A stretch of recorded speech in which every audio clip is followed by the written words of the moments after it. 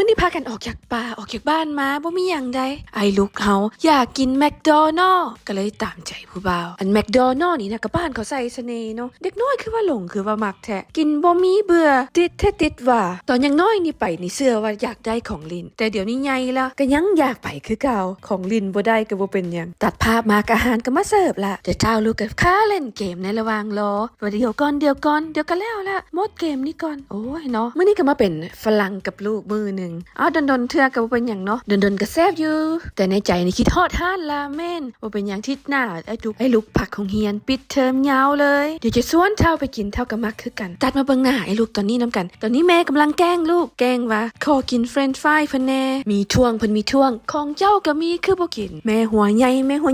ว่ามันบ่แซ่บเท่าญาติลูกกินโอ้ยนมแม่ก็ได้มันก็มาจากโรงงานเดียวกันหั่นแหละแล้วก็มาฮอดถึงเวลานาทีทองบุ้ยเอาแล้วเท่ากำลังหิวเอามาเดาน้ำกันบังเดือไว้ลูกจะกินมดบอเดี๋ยวนี้อายกินไส้ผู้ใหญ่แฮปปี้บอกแฮปปี้เมียวเพิ่นว่ามันบออิ่มอีแม่อายุ12 ปีละล่าได้แต่กินลายก่อนพ่อเพิ่นอีกมื้อนี้จะมาเราที่จริงนี่แพลนกันไว้ว่าจะตื่นแต่เช้าสิพากันตื่นแต่เช้ามากินอาหารเช้าอยู่แมคโดนัลด์เพราะว่าค่อยมักกินอาหารเช้าของแมคโดนัลด์หลายกว่ากินเบอร์เกอร์แต่เรื่องตื่นแต่เช้าก็ตื่นแต่เช้าได้แต่บังเอิญแบบเข้าไปลิ้นอยู่ห้องลูกชายทำอีกก็กล้าไปปลุกไอ้ลูกแต่บังเอิญเช้าพอตื่นแล้วเล่นเกมอยู่ก็เลยชวนลูกล้มหยอกลูกจนเพลินไกลเวลาอาหารเช้าตัดภาพมาก็คือยังโบแล้วยัง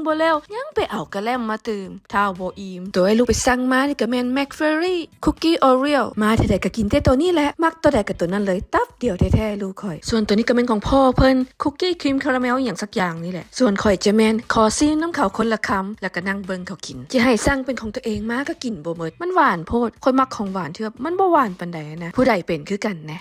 กลับมาแซวลูกสายต่อไอ้ลูกเขามักหลายใส่เป็นตาได้แม่แต่อันว่าเขาห้านแล้วก็บ่ยอมปลดนี่จักได้ผู้ใดแหละเลยยังอยาก